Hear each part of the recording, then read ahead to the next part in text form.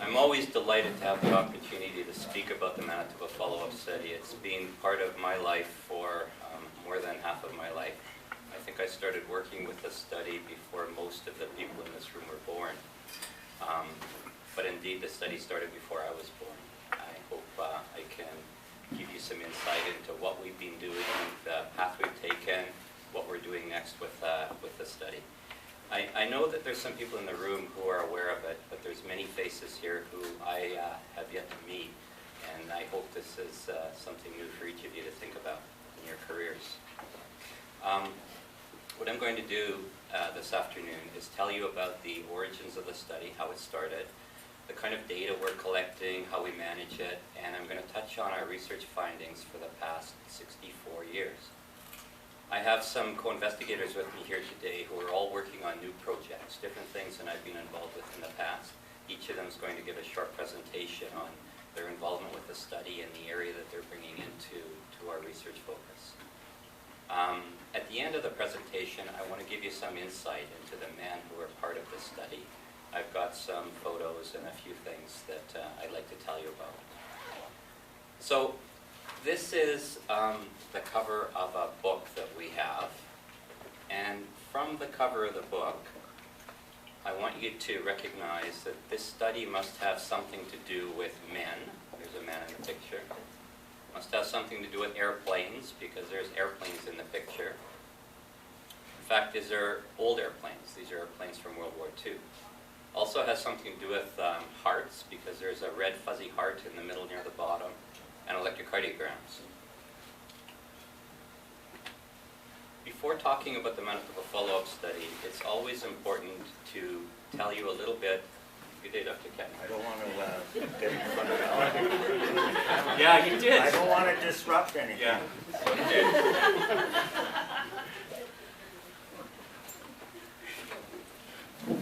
I won't tell you about Dr. Kettner, but I'll tell you about Dr. Mathewson.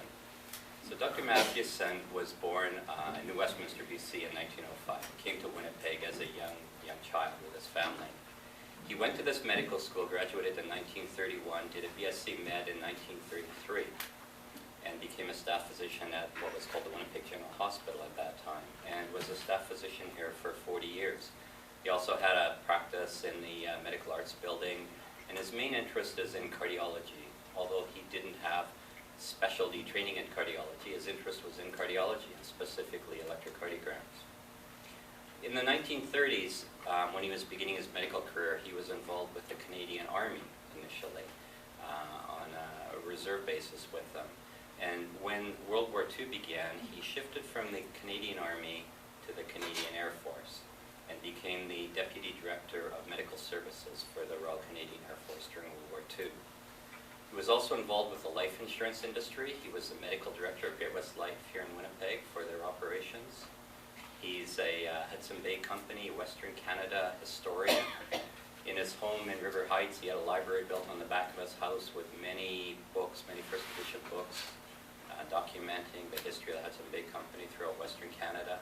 He was instrumental in the city of Winnipeg and the province of Manitoba in building the Museum of Man and Nature in our centennial year, and was instrumental. He was the man behind getting the Manitoba follow-up study started and the director of it for 40 years, to 1988. I want to introduce the second director of the study, my colleague Dr. Tate, sitting in near the front row here with me, who was one of Dr. Mathewson's pupils. Dr. Cuddy became a physician in cardiology, was the director of the cardiology department here at the Health Science Center for many years, and was the director of the study from 1988 till 2001. When I finished my PhD program, I took over as director. So in the 64-year history of the study, there's been 3 directors. The study started, really, its origins in World War II. As I told you, Dr. Mathewson was involved with the RCAF, and his role in the early years of the study was to look after physical examinations of young aircrew recruits who would come into the RCAF. Now, these men weren't just in Winnipeg, they were all across Canada. World War II is very different than some of the other wars that we might be more familiar with in terms of recruitment and who was interested in being involved. And quite literally, I think young men from all across the country came papers and signed up. So as part of his role of looking after medical examinations for these young men, he recorded heights and weights and blood pressures and took histories of childhood illnesses and recorded an electrocardiogram.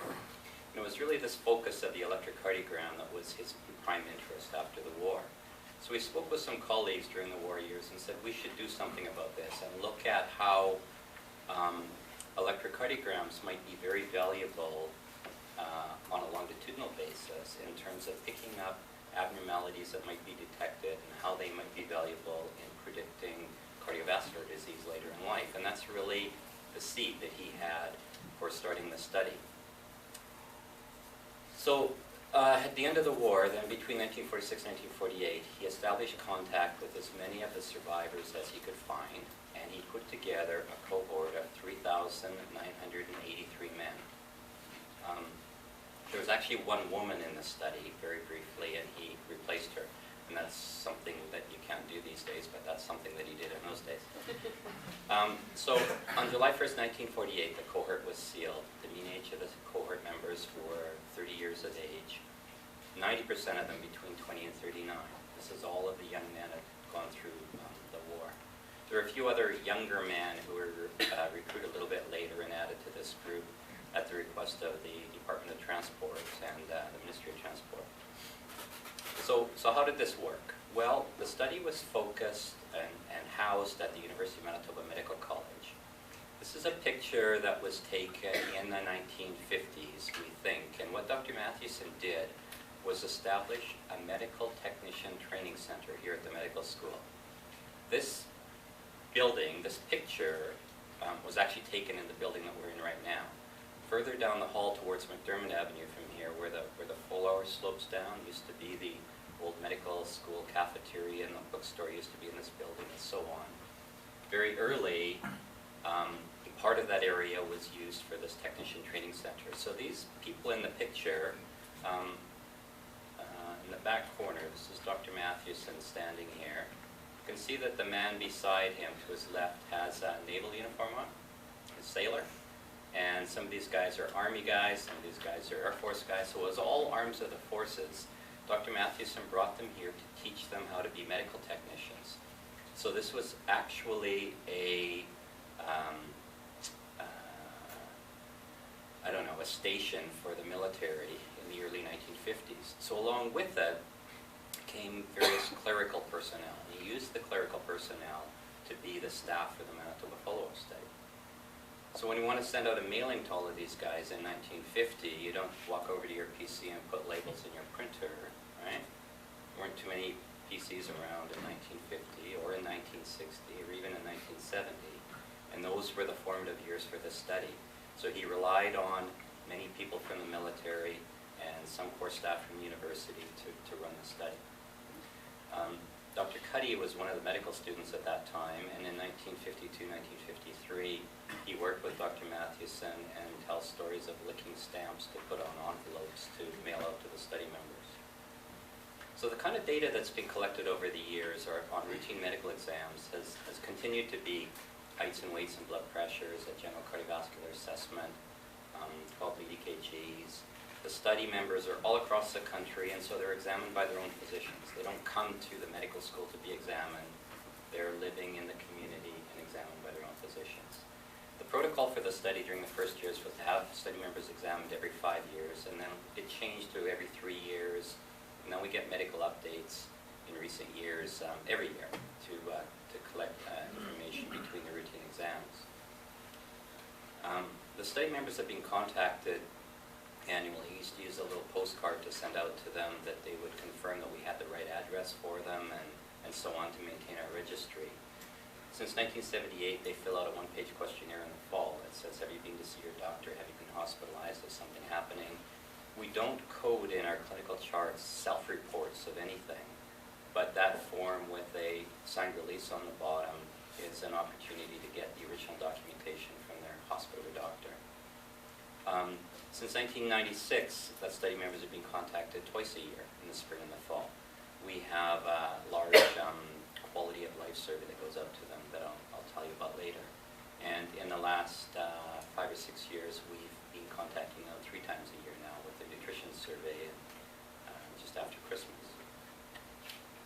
In addition to the medical information, a variety of surveys go out. So we have information on smoking status and occupation and family history, and we have a detailed questionnaire that we call our Successful Aging Questionnaire, and that's this thing on the yellow piece of paper that we send out in the spring.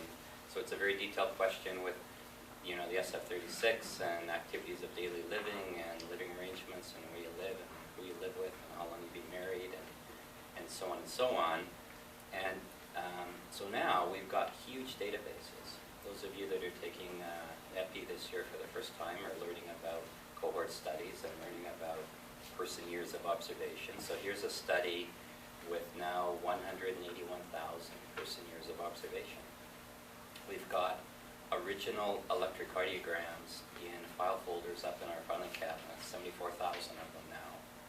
Almost 100,000 blood pressure readings and clinical entries, and more than 10,000 of these questionnaires are back, establishing a fairly rich longitudinal database on these fellows.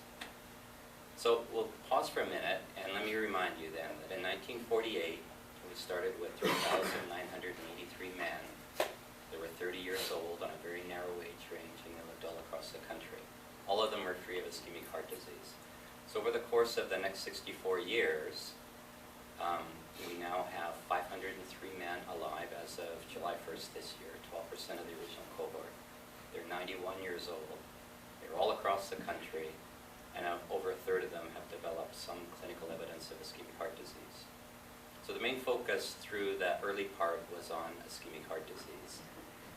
But let's think about who these men are. So what we have is a prospective study of healthy young men. This man is standing on a field in Perth, Scotland in February 1944 on a his airplane. He was a pilot in our study, flew missions, dropped bombs in Germany. He sent us this picture one day, and then he sent us this one as well. This is in the late 1990s.